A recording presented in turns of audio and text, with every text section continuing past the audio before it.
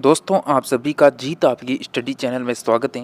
दोस्तों हम बात कर रहे थे बीएसटीसी पीटीटी एग्ज़ाम 2023 की और जो हमारा ज्योग्राफी में टॉपिक चल रहा था राजस्थान का सामान्य परिचय, इसके पार्ट 2 की हम बात करने वाले हैं। इससे पहले हम पार्ट 1 कर चुके हैं, आपने अभी तक नहीं देखा है तो उसका लिंक डिस्क्रिप्शन में मिल जाएगा, वहाँ से जाकर देख सकते हैं। और जो ये हमारी क्लास है संपूर्ण निःशुल्क कोर्स की, ये शाम को 5 बजे मिलेगी आपको, तो आप इसे देखना न भूलें। और सभी जो क्लास के नोट्स लिखवा रखे हैं उनकी पीडीएफ ले सकते हैं, टेलीग्राम को ज्वाइन कर लेना।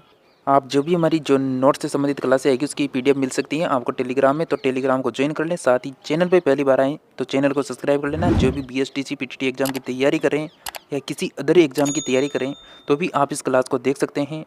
और दोस्तों घंटी के बटन को बिल्कुल ऑल में कर लेना, ताकि जब भी न्यू क्लास आएगी तो उसकी नोटिफिकेशन आपको मिलती रहेगी। और दोस्तों जिसने भी अभी तक हमारे यानी MRF इंडिया ब्लॉग्स चैनल को अभी तक सब्सक्राइब नहीं किया है तो सब्सक्राइब कर लें। उसमें बहुत जल्द हमारी ब्लॉग से संबंधित वीडियो देखने को मिलेगी, उसका लिंक डिस्क्रिप्शन में मिल जाएगा। टेलीग्राम का लिंक भी डिस्क्रिप्शन में मिल जाएगा। तो दोस्तों इसी के साथ हम शुरू करते हैं नेक्स्ट पार्ट को। तो यहाँ पर हमारा पार्ट होने वाला है नेक्स्ट, यानी 2 नंबर का पार्ट होने वाला है, जिसमें हम बात करेंगे सूर्य उदय एवं सूर्य अस्त के बारे में। पहले हम बात करते हैं सूर्य उदय के बारे में। सूर्य उदय में फर्स्ट लाइन है हमारी कि भारत में सर्वप्रथम सूर्य उदय पूर्व दिशा में अरुणाचल प्रदेश के वालांगू जिले में, यानी वालांगू जिला है अरुणाचल प्रदेश का, और राजस्थान में धौलपुर जिला। धौलपुर जिले में भी कहाँ पर, राजखेड़ा तहसील में। राजखेड़ा तहसील में कौन सा गांव, सिलोन गांव, यहाँ पर होता है सूर्य उदय। नेक्स्ट बात करें कि भारत में सबसे पहले सूर्य जो उदय हैं वो पश्चिम दिशा में, यानी पश्चिम दिशा में गुजरात के राज्य हर क्रीक व राजस्थान में जैसलमेर जिले की सम तहसील के कटरा गांव में होता है। दोस्तों ये जो 2 लाइनें पढ़ी अभी हमने सूर्य उदय से संबंधित, मैं इनको आपको अभी यानी चित्र के साथ समझाऊंगा ताकि आपको ये अच्छी तरह से याद हो जाए। उसके बाद हम नेक्स्ट जो हमारा सूर्य अस्त से संबंधित टॉपिक है इसकी भी बात कर लेते हैं, फिर दोनों को एक साथ समझेंगे। सूर्य अस्त की हम बात करें तो भारत में सर्वप्रथम सूर्य अस्त जो है वो पूर्व दिशा में अरुणाचल प्रदेश के वालांगू व राजस्थान धौलपुर जिले के राजखेड़ा तहसील के सिलोन गांव में होता है। यानी उस लाइन का यहाँ पर उल्टा हो जाएगा, यानी जहाँ पर पहले सूर्य उदय होता था वहाँ पर पहले सूर्य अस्त होगा। नेक्स्ट लाइन को पढ़ लेते हैं कि भारत में सबसे बाद में सूर्य जो अस्त हैं वो पश्चिम दिशा में राजस्थान गुजरात राज्य हर क्रीक व राजस्थान में जैसलमेर जिले की सम उप तहसील के कटरा गांव में होता है। जैसा कि दोस्तों मैं यहाँ पर आपके लिए यानी इंडिया का मैप लेकर आया हूँ जिसमें मैं आपको समझा पाऊँगा। तो यहाँ पर आपको दिख रहा होगा, यहाँ पर आपको दिख रहा है ये यहाँ पर क्या है, अरुणाचल प्रदेश है, और ये हमारा यहाँ पर राजस्थान है। जैसा कि आपको यहाँ पर दिख रहा होगा ये राजस्थान यहाँ पर आ जाएगा, अरुणाचल प्रदेश यहाँ पर है। तो पहले हम बात करते हैं सूर्य उदय की। हमने जो फर्स्ट लाइन पढ़ी थी सूर्य उदय में कि जो भारत है वो सर्वप्रथम सूर्य उदय पूर्व दिशा में, तो हमारी पूर्व दिशा कहाँ पे हो जाएगी, ये वाली इधर पूर्व दिशा हो जाएगी अरुणाचल प्रदेश के वालांगू जिले में। यहाँ पर अरुणाचल प्रदेश राज्य में वालांगू जिला है, वहाँ पर सूर्य उदय सबसे पहले होता है। और राजस्थान में बात करें तो राजस्थान में यहाँ पर क्या आता है, राजस्थान में यहाँ पर धौलपुर जिला आता है जिसकी राजखेड़ा तहसील के सिलोन गाँव में होता है सबसे पहले सूर्य उदय। उसके बाद हमने नेक्स्ट लाइन पढ़ी थी सूर्य उदय से संबंधित कि भारत में सबसे बाद में जो सूर्य उदय है वो पश्चिम दिशा में होता है, यानी पश्चिम दिशा में कहाँ होता है, गुजरात में। तो यहाँ पर क्या है, ये गुजरात है, यहाँ पर सबसे यानी पश्चिम दिशा है गुजरात में। तो गुजरात में राज्य हर क्रीक नामक स्थान पर होता है। और राजस्थान में सबसे बाद में सूर्य उदय कहाँ होता है, तो ये जैसलमेर राजस्थान का इधर यानी बॉर्डर वाला हिस्सा, तो यानी जैसलमेर जिले के कौन सी तहसील थी, सम उप तहसील थी, जिसके कटरा गांव में होता है। अब इसके बाद हम सूर्य अस्त से संबंधित जो हमारी लाइन थी उसकी बात करें। जैसा कि हमने सूर्य अस्त से संबंधित एक लाइन पढ़ी थी यहाँ पर कि भारत में सर्वप्रथम जो सूर्य अस्त हैं वो पूर्व दिशा में अरुणाचल प्रदेश के वालांगू में होता है। तो यहाँ पर आपको दिख रहा होगा यानी अरुणाचल प्रदेश, तो यहाँ पर अरुणाचल प्रदेश के यानी वालांगू जिला है यहाँ पर होती है। और इसके बाद हमने पढ़ा था राजस्थान में कहाँ होता है सबसे पहले जो सूर्यास्त है वो धौलपुर जिले के राजखेड़ा तहसील के सिलोन गांव में होता है। और भारत में सबसे बाद में जो सूर्यास्त होता है वो पश्चिम में गुजरात के राजहर क्रीक में, और राजस्थान में कहाँ होता है, तो ये जैसलमेर में होता है, सम उप तहसील कटरा गाँव में होता है सबसे यानी बाद में सूर्यास्त। दोस्तों जैसा कि मैं आपको समझा पा रहा हूँ, अगर आपको हमारी वीडियो अच्छी लग रही है तो दोस्तों आप सभी हमारी वीडियो को लाइक और चैनल को सब्सक्राइब करें। आप सभी का जितना सपोर्ट रहेगा उतनी हम क्लासें जल्दी से जल्दी लाने की कोशिश करेंगे और आपका कोर्स जल्दी से जल्दी करवाने की कोशिश करेंगे। जो भी BSTC PTT एग्ज़ाम की लगातार हमारी क्लास अटेंड कर रहे हैं, यानी वो MCQ हो या फिर आपके जो नोट्स लिखवाने वाली क्लासें हो, क्लास नोट्स हो, तो उन सभी क्लासों को अटेंड कर रहे हैं तो आपकी बेहतरीन तैयारी होने वाली है। तो दोस्तों हम उदाहरण की बात करते हैं यहाँ पर। तो यहाँ पर बात करें कि यदि धौलपुर में सूर्य उदय 5 बजे पर होता है, यानी सुबह 5 बजे होता है, तो जैसलमेर में सूर्य उदय होगा। ये एक तरह से प्रश्न मान सकते हैं इसे, यानी हमारा यहाँ पर ये यानी प्रश्न कह सकते हैं कि यह एक तरह से प्रश्न है। तो यहाँ पर बात करें कि धौलपुर व जैसलमेर में, यानी धौलपुर से इधर यानी पूर्व है और इधर क्या है पश्चिम।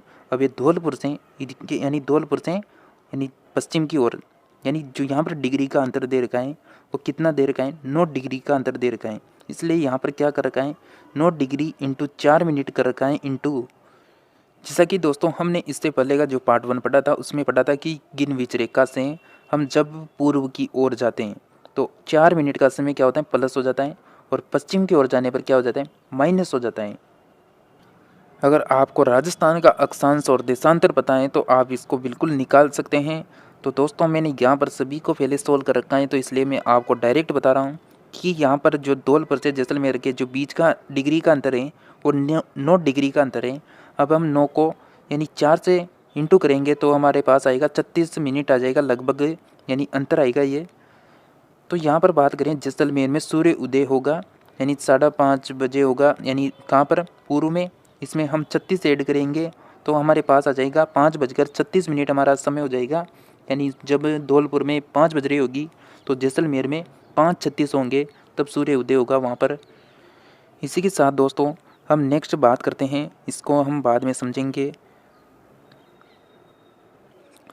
दोस्तों हम नेक्स्ट बात करते हैं चंद्रमा की। चंद्रमा की हम बात करें तो चंद्रमा की जो रोशनी है वह पृथ्वी तक आने में 1.3 सेकंड का समय लेती है, यानी 1.3 सेकंड का समय लेती है चंद्रमा की रोशनी पृथ्वी में आने में, तथा चंद्रमा पृथ्वी की परिक्रमा करने में 27 दिन 7 घंटे 43 मिनट और 11 सेकंड का समय लेता है। पृथ्वी चंद्रमा की तुलना में 81 गुना बड़ी है, यानी जो पृथ्वी है वह चंद्रमा की तुलना में यानी चंद्रमा से कितना गुना बड़ी है, 81 गुना बड़ी है। नेक्स्ट हम बात करते हैं सूर्य की। बात करें तो सूर्य के प्रकाश को पृथ्वी तक पहुंचने में 8 मिनट 16.6 सेकंड का समय लगता है। जैसा कि आपने यहाँ पर सूर्य और चंद्रमा से संबंधित हमने लाइनें पढ़ी हैं, यहाँ पर जो भी हमारी इंपॉर्टेंट लाइन थी उनको मैं आपको समझा देता हूँ। जैसा कि हमने चंद्रमा पढ़ा तो ये यहाँ पर आपको चंद्रमा दिख रहा होगा यहाँ पर, यानी यहाँ पर ये क्या है, यानी चंद्रमा है, और इसका जो प्रकाश है ये धरती है, यहाँ पर हमारी जो पृथ्वी है ये यहाँ पर। तो इसमें जो चंद्रमा का जो प्रकाश है वो पहुँचने में मतलब मात्र 1.3 सेकंड का समय लेता है। उसके बाद हमारी जो लाइन थी हमने पढ़ा था कि जो चंद्रमा है वो पृथ्वी की परिक्रमा करने में, यानी जैसा कि ये यहाँ पर आपको सर्किल दिख रहा होगा यहाँ पर थोड़ा, लेकिन हम यहाँ से बात करें तो ये जो चंद्रमा है ये पृथ्वी के चक्कर लगाता है तो उसमें कितना समय लेता है, यानी 27 दिन 7 घंटे 43 मिनट और 11 सेकंड का समय लेता है पृथ्वी के चक्कर लगाने में। ये हमने पढ़ा था 27 दिन 7 घंटे 43 मिनट 11 सेकंड का समय लेता है, और पृथ्वी चंद्रमा की तुलना में 81 गुना बड़ी है।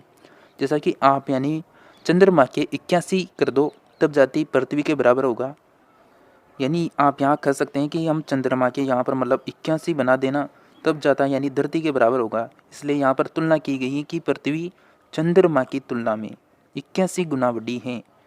इसी के साथ दोस्तों हम सूर्य की बात करें तो यहाँ पर जैसा कि दोस्तों आपको इस इमेज में दिख रहा होगा कि सूर्य के प्रकाश को, यानी हमने पढ़ा था कि सूर्य के प्रकाश को पृथ्वी में पहुंचने में 8 मिनट 16.6 सेकंड का समय लगता है। तो ये यहाँ पर क्या है, हमारा सन है, और ये हमारी जो यानी पृथ्वी है इसकी लोकेशन दिखा रखी है।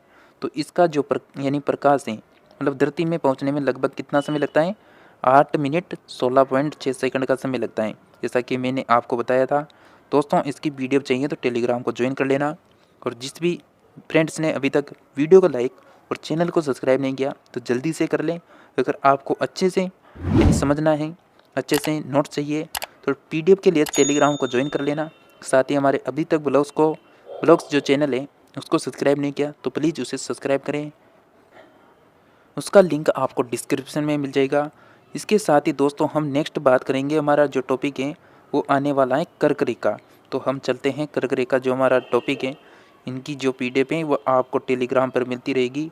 अभी हम कर्क रेखा के बारे में संपूर्ण जानकारी के साथ बात करेंगे, एक भी पर्सन बाहर नहीं जाएगा कर्क रेखा से संबंधित। यहाँ पर हमारा टॉपिक है कर्क रेखा, तो यहाँ पर बात करते हैं कर्क रेखा की। कर्क रेखा को ग्लोब में 23 डिग्री यानी 23 डिग्री दोस्तों यहाँ पर मतलब 23.5 डिग्री टाइपिंग में नहीं लिखना आता है, तो आप यानी इसको आप नोट्स बना रहे हैं तो ऐसे करके ऐसे लिख लेना 23.5 डिग्री यानी 1/2, फिर यहाँ पर डिग्री लगा लेना। यहाँ पर यानी लिख नहीं सकते टाइपिंग में, तो ये मैंने कर दिया, आप लिख लेना। तो यहाँ पर बात करें कि कर्क रेखा ग्लोब में 23.5 डिग्री उत्तरी अक्षांश में और पश्चिम से पूर्व की ओर खींची गई काल्पनिक रेखाएं, इसकी मैं आगे आपको समझाऊंगा। कर्क रेखा विश्व में 3 महाद्वीपों से गुजरती है। फर्स्ट है उत्तरी अमेरिका, फिर है अफ्रीका, फिर एशिया महाद्वीप है। कर्क रेखा की सर्वाधिक लंबाई की बात करें तो अफ्रीका महाद्वीप में है। कर्क रेखा की सबसे कम लंबाई उत्तरी अमेरिका महाद्वीप में। दोस्तों आपने अभी तक इसका पार्ट 1 नहीं देखा है तो प्लीज़ उसको भी जरूर देख लेना, ताकि आपको अक्षांश देशांतर से संबंधित किसी भी तरह का प्रश्न आपकी बाहर ना निकले। उसका लिंक मैं डिस्क्रिप्शन में दे दूंगा ताकि आप उसको ज़्यादा ढूंढने में आपको परेशानी ना हो। कर्क रेखा भारत के 8 राज्यों से गुजरती है। अभी मैं इनको आपको बताऊंगा भारत के यानी मैप में। गुजरात से, राजस्थान से, मध्य प्रदेश से, छत्तीसगढ़ से, झारखंड से, पश्चिम बंगाल, त्रिपुरा, मिजोरम, इन 8 राज्यों से गुजरती है। कर्क रेखा की सर्वाधिक लंबाई की बात करें तो मध्य प्रदेश राज्य में है, और सबसे कम यानी लंबाई की बात करें तो त्रिपुरा राज्य में आएगी। कर्क रेखा के सर्वाधिक नज़दीक जो राजधानी मुख्यालय हैं वो आइजोल है, और कर्क रेखा के दूर जो राजधानी मुख्यालय है वो जयपुर हो जाएगा। आगे बात करें कर्क रेखा पर क्षेत्रफल में सबसे बड़ा राज्य राजस्थान है। कर्क रेखा पर क्षेत्रफल में सबसे छोटा राज्य त्रिपुरा आ जाएगा। कर्क रेखा राजस्थान को यानी राजस्थान के 2 जिलों को मात्र डूंगरपुर बांसवाड़ा से गुजरती है जो कर्क रेखा है। कर्क रेखा डूंगरपुर के चीखली गांव और बांसवाड़ा के कुशलगढ़ तहसील से गुजरती है। कर्क रेखा की सर्वाधिक लंबाई बांसवाड़ा में है। कर्क रेखा की सर्वाधिक कम लंबाई डूंगरपुर में है। कर्क रेखा के नज़दीक जो जिला मुख्यालय हैं वो बांसवाड़ा है। कर्क रेखा के दूर जिला मुख्यालय जो हैं वो गंगानगर है। अभी इन सभी की हम बात करेंगे, आपको समझाऊंगा कि कैसे नज़दीक हैं कैसे दूर हैं। कर्क रेखा पर क्षेत्रफल में सबसे बड़ा जिला बांसवाड़ा, सबसे छोटा जिला डूंगरपुर हो जाएगा। कर्क रेखा की राजस्थान में कुल लंबाई 26 किलोमीटर। राजस्थान का जो अधिकांश भाग है वो कर्क रेखा के उत्तर में स्थित है, इसलिए राजस्थान उपोष्ण कटिबंध या शीतोष्ण कटिबंध में स्थित है। केवल डूंगरपुर और बांसवाड़ा जिले का कुछ भाग उष्ण कटिबंध में स्थित है। जैसा कि दोस्तों हमने पढ़ा कि कर्क रेखा राजस्थान के डूंगरपुर बांसवाड़ा से गुजरती है, तो आपको यहाँ पर राजस्थान का दक्षिण का जो मैप है यानी जो राजस्थान है उसका मैप ले रखा है, उसका जो दक्षिण का छोर है वो मैंने यहाँ पर ले रखा है। तो आपको यहाँ पर दिख रहा होगा ये, यानी बांसवाड़ा डूंगरपुर से कौन सी रेखा गुजर रही है, कर्क रेखा गुजर रही है 23.5 डिग्री उत्तरी अक्षांश। यानी यहाँ पर ये जो अक्षांश है 23.5 डिग्री उत्तरी अक्षांश है, और जो हमारी कर्क रेखा है ये यहाँ पर गुजर रही है, 2 जिलों से गुजर रही है जिसकी कुल लंबाई 26 किलोमीटर है। अब मैं आपको लेकर चलता हूँ यानी राजस्थान के मैप में, उसमें समझते हैं सभी लाइनों को। जैसा कि दोस्तों हमने पढ़ा था कि कर्क रेखा यानी कर्क रेखा की जो सर्वाधिक लंबाई है वो तो अफ्रीका महाद्वीप में, लेकिन यहाँ पर पढ़ा था कि कर्क रेखा भारत के 8 राज्यों से गुजरती हैं। तो 8 राज्यों की हम बात करें तो यहाँ पर पहले यानी पश्चिम से बात करें तो यहाँ पर गुजरात आएगा, फिर यानी राजस्थान आएगा, फिर मध्य प्रदेश आ जाएगा, उसके बाद आएगा छत्तीसगढ़, फिर झारखंड, फिर पश्चिम बंगाल, फिर त्रिपुरा, फिर मिजोरम। इस तरह यानी क्या गुजर रही है, जो हमारी कर्क रेखाएँ वो इधर गुजर रही हैं। आप इसमें देख सकते हैं पहले क्या आता है गुजरात, फिर ये राजस्थान आएगा, फिर मध्य प्रदेश आ जाएगा, फिर छत्तीसगढ़ आएगा यहाँ पर, उसके बाद हमारा कौन सा राज्य था झारखंड आएगा, फिर पश्चिम बंगाल आ जाएगा यहाँ पर, फिर त्रिपुरा, फिर क्या हो जाएगा मिजोरम। यानी इस तरह हमारी जो कर्क रेखा है वो भारत के 8 राज्यों से गुजर रही है। दोस्तों जैसा कि आपने पढ़ा यहाँ पर कि 8 राज्यों से गुजर रही हैं, और मैंने यहाँ पर लाइन भी खींच दी है कि किस किस राज्य से गुजर रही है। यहाँ गुजरात दे रखा है, और राजस्थान, फिर मध्य प्रदेश, फिर छत्तीसगढ़, फिर यहाँ पर यानी क्या आ जाएगा झारखंड, फिर वेस्ट बंगाल, फिर यहाँ पर त्रिपुरा, फिर मिजोरम। दोस्तों आपको अगर समझ में आ रहा है तो थम्स अप करके बताएं और कमेंट में ज़रूर बताना, ताकि हम और अच्छे से आपको समझाने की कोशिश करेंगे नेक्स्ट वीडियो में। दोस्तों आगे हमने पढ़ा था कि जो कर्क रेखा की लंबाई है सर्वाधिक, वो कहाँ पर बताई थी मैंने, यानी मध्य प्रदेश राज्य की बताई थी। जैसा कि आप यहाँ से देखेंगे कि कर्क रेखा गुजरेगी तो सबसे ज़्यादा कहाँ पर दिख रही है आपको, इस मध्य प्रदेश राज्य में दिख रही है। तो राजस्थान यानी पूरे भारत में सबसे ज़्यादा यानी कर्क रेखा किसके साथ बना रही है, तो मध्य प्रदेश के साथ ही बना रही है। इसके बाद हमने पढ़ा था कि सबसे कम लंबाई त्रिपुरा के साथ बनाती है। तो ये यहाँ पर आपको दिख रहा होगा त्रिपुरा, तो सबसे कम यहाँ पर यानी कर्क रेखा की लंबाई आती है त्रिपुरा राज्य में। इसके बाद हमने पढ़ा था कि कर्क रेखा के नज़दीक जो राजधानी मुख्यालय हैं वो आइजोल हैं, और कर्क रेखा के दूर जो राजधानी मुख्यालय हैं वो हमारा जयपुर है। उसके बाद दोस्तों हमने पढ़ा था कि कर्क रेखा पर क्षेत्रफल में जो सबसे बड़ा राज्य आता है वो राजस्थान आ जाएगा। जैसा कि आपको दिख रहा होगा पूरे भारत में सबसे बड़ा राज्य राजस्थान है, और सबसे छोटा जो राज्य पढ़ा था हमने वो यहाँ पर त्रिपुरा आ जाएगा, जैसा कि आपको मैप पे दिख रहा होगा। उसके बाद दोस्तों हमने पढ़ा था कि कर्क रेखा राजस्थान को 2 जिलों यानी डूंगरपुर बांसवाड़ा से गुजरती है। तो ये जो कर्क रेखा है ये राजस्थान का यहाँ पर डूंगरपुर बांसवाड़ा क्षेत्र आता है, ये यहाँ पर तो यहाँ से गुजरती हैं।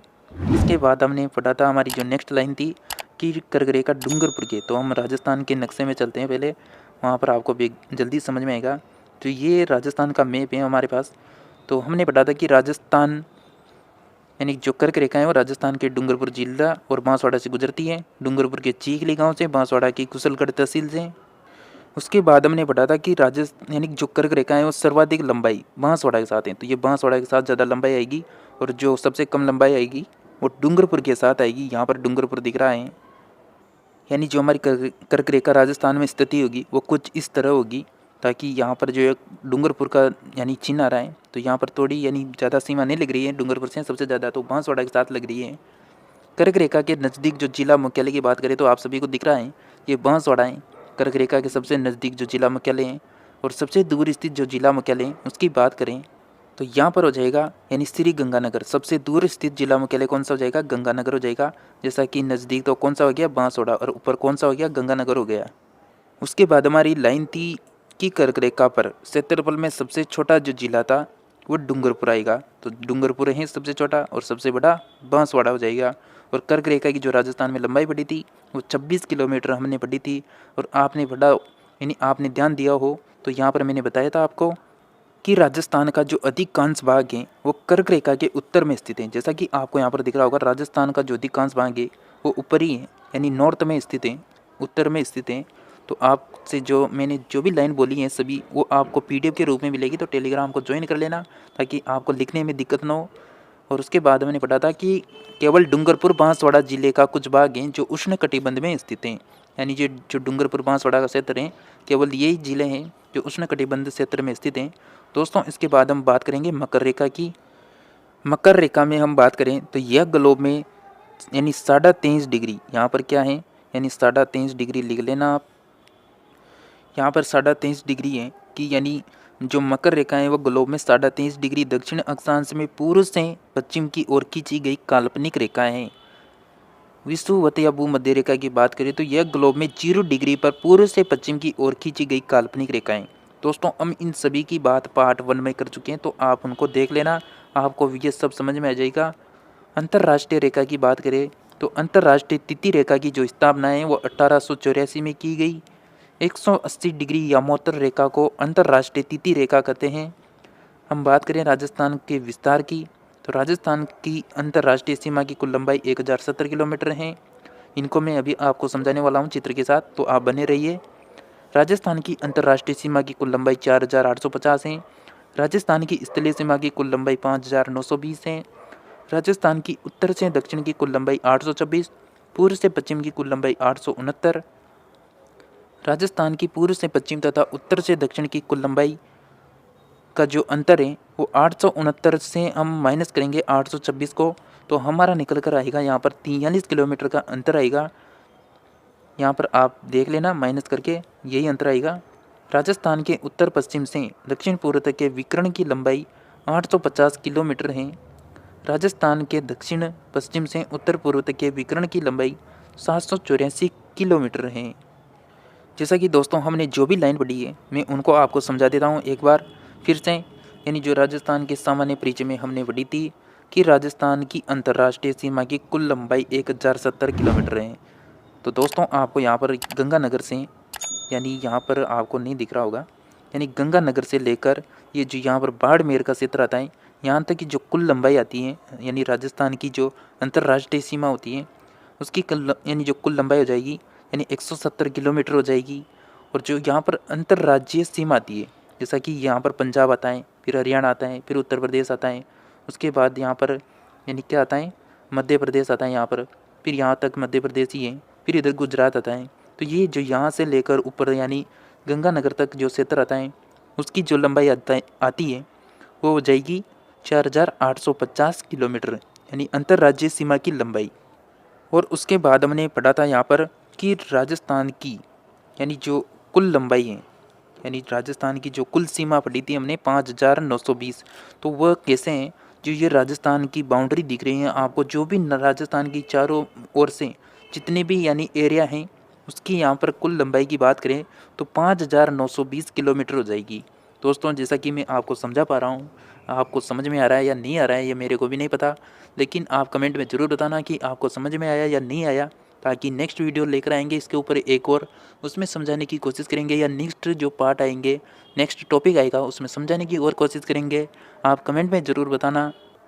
उसके बाद दोस्तों हमारी जो लाइन थी उसमें हमने पढ़ा था कि राजस्थान की उत्तर से दक्षिण की लंबाई, तो ये ऊपर से है और इधर जो दक्षिण है हमारा क्षेत्र, यानी उसकी जो लंबाई थी वो हमने पढ़ी थी 826 किलोमीटर। यानी 826 क्या है, यानी उत्तर में क्या नहीं है, 69 नहीं है, तो 69 किधर आएगी, तो 69 आएगी हमारी पूर्व से पश्चिम की ओर आएगी, और 26 किधर आएगी, उत्तर से दक्षिण की आएगी, यानी उत्तर से दक्षिण की क्या आ जाएगी 826, और पूर्व से पश्चिम की 869 किलोमीटर हो जाएगी। और इनका जो अंतर बताया था मैंने 43 किलोमीटर का। उसके बाद हमने बात की थी कि उत्तर से पश्चिम और दक्षिण से पूर्व तक के विकर्ण की लंबाई, तो ये क्या हो जाएगा, उत्तर पश्चिम से दक्षिण पूर्व, ये इधर जो हमारा नक्शा है इसके बाद इधर दक्षिण का क्षेत्र आएगा, तो दक्षिण पूर्व के विकर्ण की लंबाई बताई थी 850 किलोमीटर। उसके बाद मैंने बताया था यानी दक्षिण पश्चिम से उत्तर पूर्व की ओर जो विकर्ण की लंबाई बताई थी वो कितनी बताई थी मैंने, यानी 784 बताई थी। यानी कितनी बताई थी, 784 बताई थी। दोस्तों ये जो भी मैंने सभी लाइनें बोली हैं ये आपको PDF के रूप में मिलेगी, तो टेलीग्राम को ज्वाइन कर लें। और आगे हम बात करें दोस्तों, ये जो हमारा अक्षांश देशांतर पार्ट था ये यहीं पर ख़त्म होता है। दोस्तों आपने अभी तक चैनल को सब्सक्राइब नहीं किया तो चैनल को सब्सक्राइब कर लें और घंटी के बटन को ऑल में कर लें। PDF लेने के लिए टेलीग्राम को ज्वाइन कर लेना। और दोस्तों अपने दोस्तों को भी शेयर करें इस वीडियो को, ताकि हमें भी अच्छा लगे कि हमारी वीडियो को कोई तो देख रहा है। और वीडियो को लाइक ज़रूर करना। इसी के साथ दोस्तों आपने अभी तक ब्लॉग्स वीडियो को सब्सक्राइब नहीं किया तो उसको भी सब्सक्राइब कर दें, उस चैनल को बिल्कुल सपोर्ट करें, उसमें बहुत जल्द हमारी वीडियो देखने को मिलेगी दोस्तों। इसी के साथ दोस्तों हम नेक्स्ट वीडियो में आएंगे न्यू टॉपिक के साथ, तब तक आप हमारी क्लासों को अटेंड करते रहें। मिलेंगे नेक्स्ट वीडियो में।